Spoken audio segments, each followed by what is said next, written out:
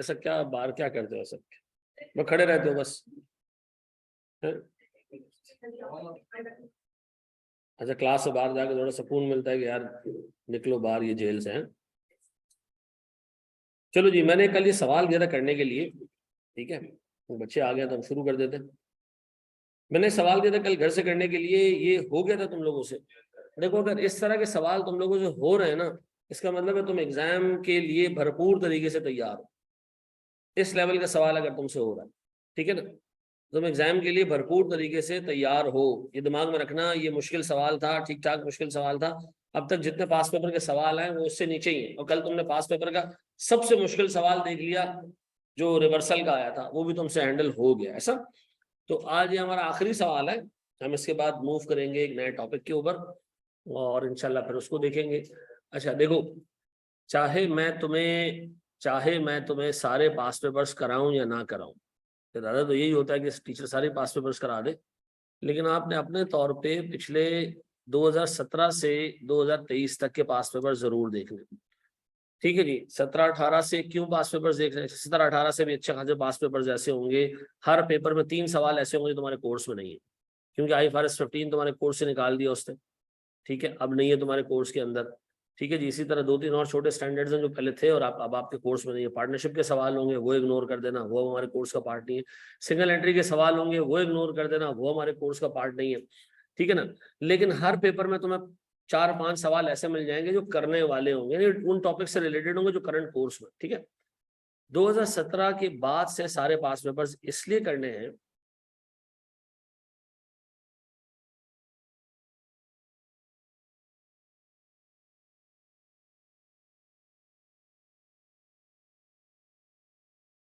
आवाज आ रही है बेटा? हेलो, आवाज आ रही है? अच्छा, सॉरी सॉरी, हाँ ये असल में बंद हो गई थी। तो जो 2017 में आई कैप ने शायद एग्जामिनर चेंज किया था, यही सुनने में आता है, तो उसमें जो है वो जो एग्जामिनर का हिसाब किताब है उसका जहन आप पढ़ सकोगे जब उसके बनाए हुए पेपर्स आप सॉल्व करोगे, ठीक है। आप उसके हर अटेम्प्ट का पेपर देखो, पिछले अटेम्प्ट से डिफरेंट होता है, एक जैसे पेपर नहीं बनाता। तो अगर पेपर देखने हैं तो आपने कब से देखने हैं? 17 से ऑनवर्ड्स। उससे पहले के पास पेपर्स फजूल है, बेकार पास पेपर्स है। क्यों? ऐसे भी पास पेपर हैं जिनमें टोटल 5 सवाल है, 3 आपके कोर्स में ही नहीं है, टोटल 2 सवाल ऐसे होंगे जो आपके काम के होंगे। 17 के आगे आपने सारे सवाल करने, ठीक है। फिर प्लस आपके लिए ना एक बड़ी मेहनत की है एक लड़के ने, हुज़ैफा ने, जो हमारा असिस्टेंट टीचर है, उससे पूरी किताब कंपाइल की है, ठीक है ना। और उस किताब में शायद 50% सवाल ऐसे हो जो हमारे हो, 50% उस बच्चे ने खुद डेवलप किया, उससे इतनी मेहनत की है। और उसकी मेहनत पे अपना नाम लगा के हम तो नहीं दिखाना चाहते, ठीक है, ये उसकी अपनी मेहनत है, पूरी जान मार के वो किताब बनाई है। उसमें सवाल अच्छे मुश्किल भी हैं, आसान भी हैं, तो वो किताब सॉल्व कर लो, मोर देन इनफ है। उस किताब में ये 2017 से आगे के पास पेपर्स भी मौजूद है, ठीक है जी। चले सर, बच्चे आ गए, हम उसको सॉल्व करना शुरू करते हैं। मैंने आपको घर से करने के लिए दिया था और कमिट किया था कि मैं आपको अगली क्लास में खुद कराऊंगा, तो मैं उसको खुद करा रहा हूँ, उसको सॉल्व होते हुए देख लो। ये कह रहे जी, Ghulam limited has reported a plant in its financial reports for the year ended 31 December 2019 at 900,000। 2009 के एंड पे इस एसेट की वैल्यू कितनी है? 9 लाख हो गया 2019 के एंड पे, सॉरी, ऐसा।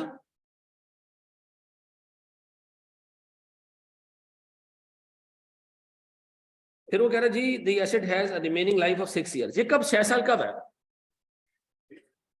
2019 के एंड पे 6 साल है इसकी लाइफ।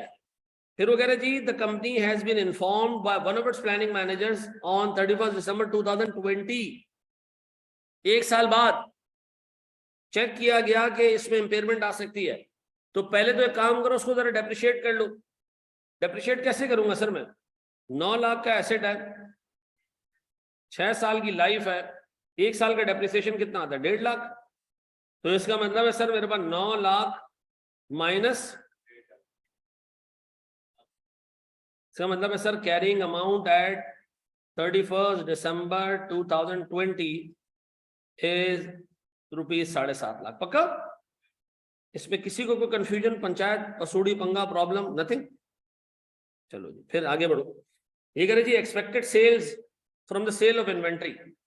सर हमारी सेल ऐसे होगी कि 2021 कौन सा साल है, नेक्स्ट ईयर, तो वैल्यू न्यूज निकालने के लिए आप कैश फ्लोस कब के यूज करते हो, एक्सपेक्टेड नेक्स्ट ईयर के, फ्यूचर से, ठीक है जी। तो ये फ्यूचर है हमारा, 2021 इज आवर फ्यूचर, ठीक है जी। 21, 22, 23, 24, 25, लेकिन लाइफ तो 6 साल थी, 1 साल गुजर गया ना सर, 20 के एंड पे आ चुके हो तुम, 20 के एंड में कितने साल रह गए, 5 साल का डाटा सही दिया हुआ है, यस सर बिल्कुल सही दिया हुआ है। वो कह रहे जी प्रोडक्शन कॉस्ट 90 रुपए थी, इसके बाद 10% पर ईयर इंक्रीज होती रही, फिक्स प्रोडक्शन ओवरहेड भी दिया हुआ है, फिर उसका भी इन्फ्लेशन दिया हुआ है, इंटरेस्ट भी दिया हुआ है सर। फिर उसने ये भी बताया कि जी 2 मिलियन रुपए ओवरऑलिंग होगी कब होगी, 2023 में होगी, यहाँ होगी ओवरऑलिंग। उससे क्या होगा सर, उससे होगा ये कि 16,000 यूनिट जो है वो सेल्स बढ़ जाएगी दोनों सालों की। तो इसमें जो 16,000 है, कहाँ गए, ये हटा दीजिएगा और ये हटा दीजिएगा, पक्का। अच्छा नीचे काफी सारी चीजें आ रही हैं, एक एक करके हम नॉक करना शुरू करें। सेल्स निकाल सकते हैं क्या, सेल्स प्राइस में कोई इंक्रीज बताइए, नहीं सर सेलिंग प्राइस दी हुई है तो उसको अलग से कोई इंक्रीज करने की जरूरत नहीं है। तो मुझे बताओ अगर मैं आपसे सेल्स निकलवाऊं, साल कितने हैं, ईयर 1, 2, 3, 4 और 5, बताओ यूनिट्स कितने आपने बेचने, यूनिट्स सर 12,500, 11,250, क्या हो गया, 12,500, 11,000 और 9,000 और आप 16,000 माइनस करके बताना कितने, और ऐसे ही है मेरे बच्चों, पक्का, इसमें किसी को कोई कंफ्यूजन इशू ना। फिर सेलिंग प्राइस 150, 159, ये लिखा हुआ है सीधा सीधा, 150, 159, 164, 70 एंड 79, ऐसे ही है पक्का।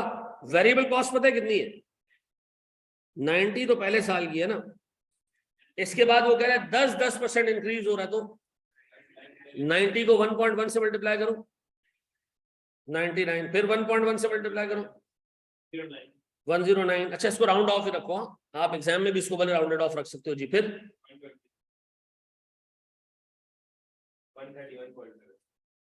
132 कर दूं आसानी के, ऐसे ही।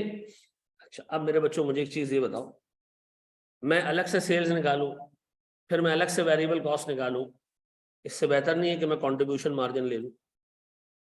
कंट्रीब्यूशन मार्जिन समझ आता है, सेल्स माइनस वेरिएबल कॉस्ट कितना, 8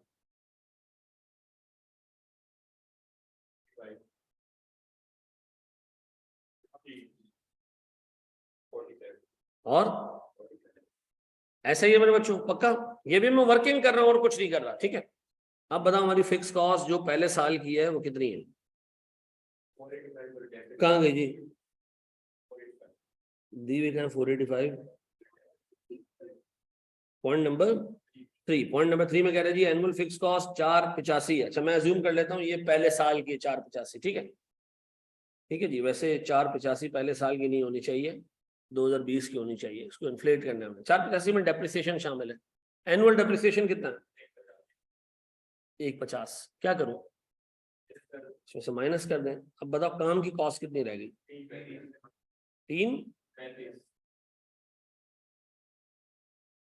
इसके आगे ना सवाल में एक चीज ऐड कर देना, एनुअल फिक्स कॉस्ट फॉर 2021, ठीक है, ऐसे कर देना, ठीक है। अब बताएं 335 हमारी फिक्स कॉस्ट है, 3,35,000 फिक्स कॉस्ट है सर, मैं यहाँ ऐसे रख रहा हूँ 3,35,000, वो कह रहा है हर साल ये 5% बढ़ेगी, इन्फ्लेशन बढ़ती है 5% है, सर ये डेप्रिसिएशन बढ़ेगी 5%, नहीं सर डेप्रिसिएशन इन्फ्लेट थोड़ी होती है, डेप्रिसिएशन तो आपने जो एसेट खरीद लिया अब आपने उसी को डेप्रिशिएट करना है, उसमें इंक्रीज थोड़ी आएगा इन्फ्लेशन की वजह से, जो अदर देन डेप्रिसिएशन कॉस्ट है वो इंक्रीज होगी, ऐसा।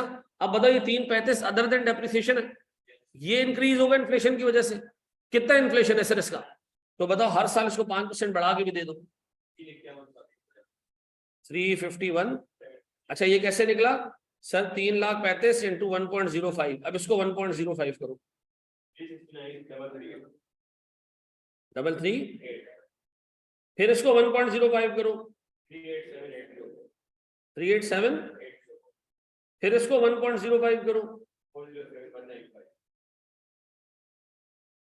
पक्का यही है। मैं तो फिक्स कॉस्ट पूरी की पूरी इन्फ्लेट कर, यहां गलती की, क्योंकि डेप्रिसिएशन एक नॉन कैश आइटम है, मैंने कहा था उसको कैश फ्लोज में इंक्लूड नहीं करना। सारी चीजें हमारे सामने आ चुकी हैं, अब हम काम कर सकते हैं। अब मुझे बताओ, क्या मैं कैश फ्लोज निकाल सकता हूं इसके? बताओ, कैश फ्लोज निकाल। ऊपर क्या किया था फिर मनुष्यों? ये वर्किंग थी सर, वो हमारे टीचर ने कहा था कि वर्किंग आखिर में होनी चाहिए, इससे कोई फर्क नहीं पड़ता है कि आपके एग्जाम में। एक कैफ की कॉपी चेक करने के लिए 50 मिनट मिलते हैं एग्जामिनर को। कितने? काम आपने इतना किया होता है कि एग्जामिनर 5 मिनट में फारिग हो जाता है, ठीक है ना? तो फारिग हो जाता है 5 मिनट में, इसमें करूं क्या मैं? ठीक है जी। तो वो आपकी गलतियां भी देख रहा होता है, फिर देखता है कि जी अगर गलती की है तो आगे के नंबर तो नहीं कटे। तो ये सारे इस तरह के मामला चेक कर रहा होता है, कॉपी आराम सुकून से चेक होती है। पहले 5% इन्फ्लेट किया था, फिर डेप्रिसिएशन माइनस कर दी, गलत कर दिया ना, इसमें डेप्रिसिएशन भी इन्फ्लेट हो गई। अच्छा जी, के वास्ते पहले एक लेवल पास कर लिया करो यार। अब बताएं सर, मैं सीएम ले लूं या कॉन्ट्रीब्यूशन मार्जिन? कैसे सर? 60 रुपए इंटू 12,500 कितना? 7,000। बाकी लोग भी करो ना, क्या करके आ गए हो घर से पक्का? अभी मैं देखता हूँ, जरा रुक जाओ। 7.5 लाख पक्का?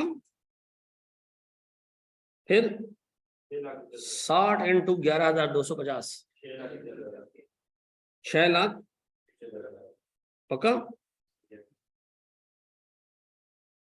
यू 6 सही। 55 इंटू 9,000, 495, 495 पूरे आ जाएंगे। फिर 50 इंटू 8,000, ये मैं खुद कर लेता हूँ, मुश्किल है ये। अगला वाला आसान है, तुम लोग करके दो। 47 इंटू 70, 100 जी। 3 लाख पक्का? मैंने सेल्स और वेरिएबल कॉस्ट को नेट ही कर दिया, ठीक है? 3, ये 3 पक्का? अच्छा, अब बताएं सर, मेरे पास फिक्स कॉस्ट 3,35,000, ये ऊपर दी हुई है, मैं छाप दूं यहां से 351,750 पक्का? फिर ये भी छाप दूं 369,338, फिर ये भी छाप दूं 387,804, फिर ये भी छाप दूं 407,195। देखो, इस सवाल को सॉल्व करने में तुम्हें कुत्तों वाली बोरियत होगी, अजीबो गरीब फिगर्स आ रही होंगी, लगे रहो। ये आदत नहीं बनेगी, पेपर में नहीं होगा सवाल सॉल्व, ये मैं आज आपको बता दूं। ठीक है जी। अब बताएं, इसके बाद कुछ है हमारे पास? सर अब ढूंढना शुरू करते हैं। वेरिएबल कॉस्ट हमने नॉक कर दी, फिक्स कॉस्ट नॉक कर दी, एनुअल इंटरेस्ट कॉस्ट मट्टी पाए जी। सर ओवरहॉलिंग मट्टी पाए जी। सर ये भी लानत दें सर। फिर पास रिसीवेबल पेबल लानत दें सर। फिर टैक्स लात मार के बाहर फेंके, बस खत्म।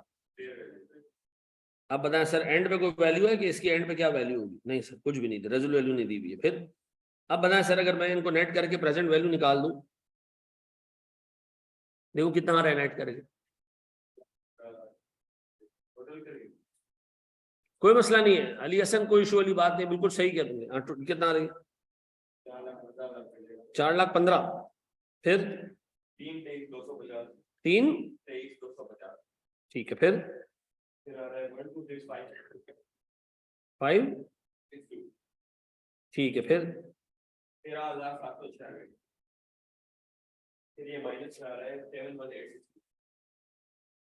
ठीक है, एक ही बच्चे ने किया क्या क्लास में?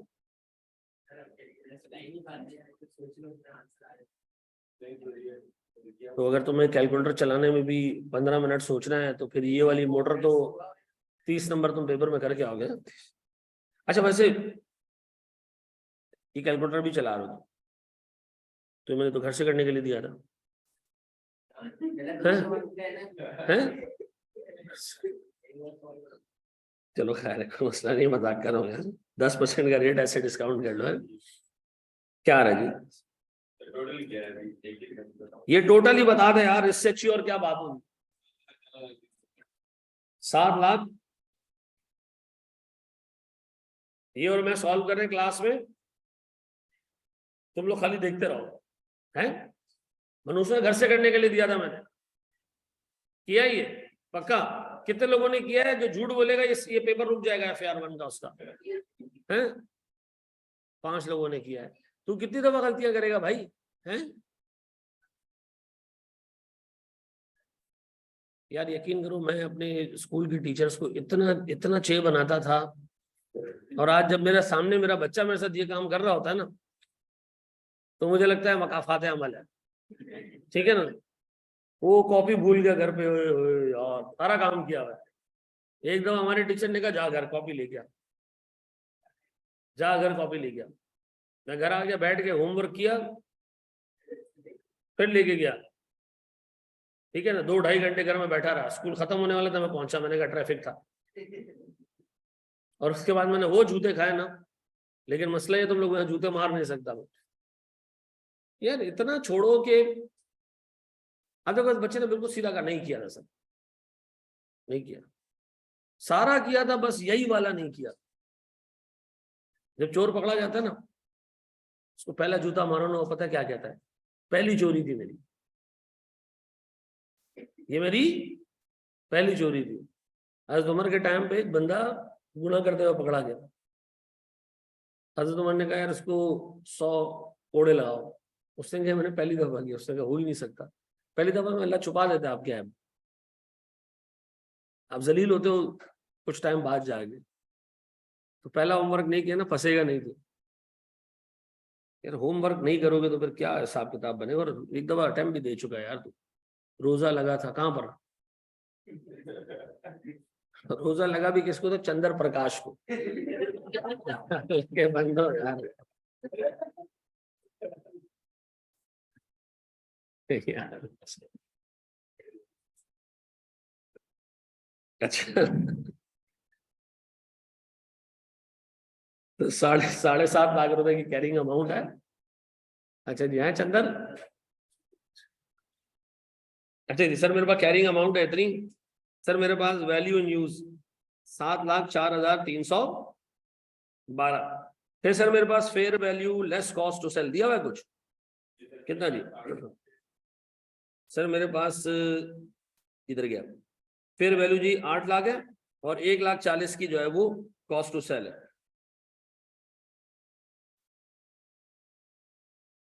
क्या आता है?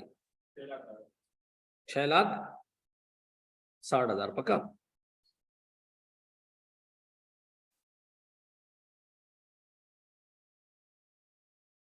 अल्लाह करे कुछ आए ना ऐसा।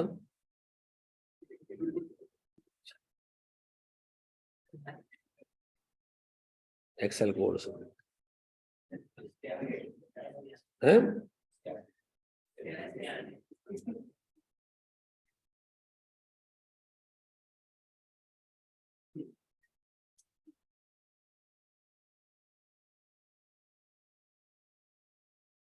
देखो इम्पेयरमेंट का एक टैब आ रहा है,